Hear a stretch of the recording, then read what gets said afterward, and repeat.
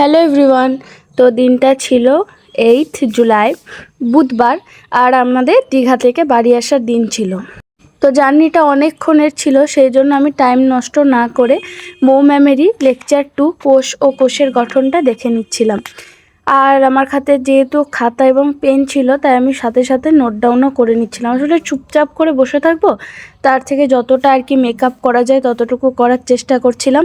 আর সত্যি বলতে বাইরের ভিউ দেখতে দেখতে করতে খুব সুন্দর লাগছিল।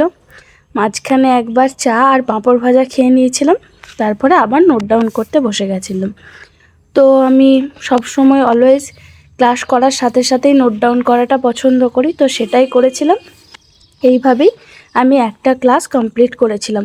একটা ক্লাস প্রায় 1.5 ঘন্টা মতো ছিল, আর তার নোট করতে স্ক্রিনশট নিয়ে রেখেছিলাম, নোটগুলো লিখতে 30 মিনিট ছিল। তো এই ছিল আমার ট্রেন থেকে 2 ঘন্টা পড়ার জার্নি।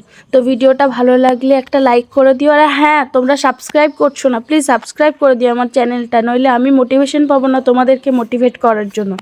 তো তোমাদের যদি ভিডিওটা ভালো লাগে একটা সাবস্ক্রাইব করে দিও, আর ভালো লাগলে লাইক করো, তোমাদের পছন্দ মতো প্রশ্ন কমেন্ট বক্সে করো। আজকের জন্য বাই।